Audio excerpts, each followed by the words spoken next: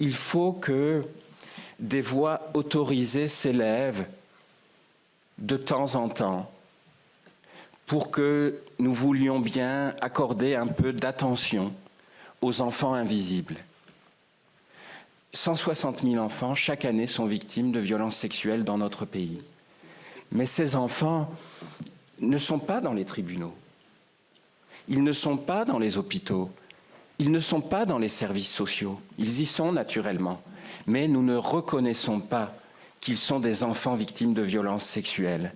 Ces voix autorisées comme au début du mois de septembre Emmanuel Béard, comme Eva Thomas, comme Christine Angot et d'autres, permettent que de temps en temps, la société et les pouvoirs publics accordent un peu d'attention aux violences sexuelles faites aux enfants victimes et aux agresseurs. Il s'agit d'une réalité si terrifiante que nous préférons ne pas la prendre en compte, ne pas la voir. Des recherches scientifiques montrent que les agresseurs, les pédocriminels, peuvent faire jusqu'à 150 victimes enfants dans leur carrière d'agresseur. Et lorsque le pédocriminel n'a pas une multitude d'enfants dont il peut prendre position, mais un enfant dans le cadre clos de la maison familiale, alors il peut commettre jusqu'à 2000, 3000 viols.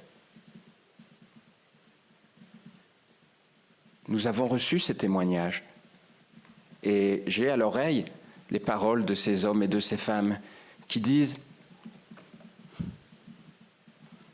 Un viol tous les matins, après le petit déjeuner, avant d'aller à l'école. Si je compte, ça fait 3000 viols. Si je compare à la réparation que j'ai obtenue, ça fait 30 € le viol. » Nous vivons dans ce monde-là. Et je voudrais attirer votre attention sur le fait que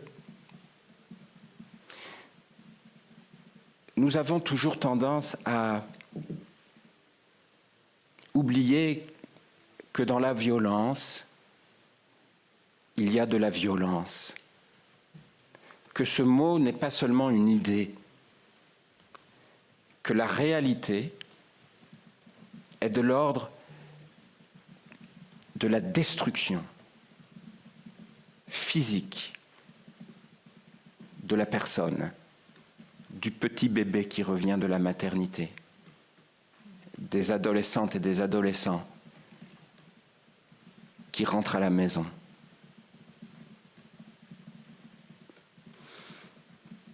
Un témoin de la civisme disait qu'après chaque viol, son beau-père lui brûlait la langue avec une cigarette. Comment mieux dire « tu ne dois pas en parler »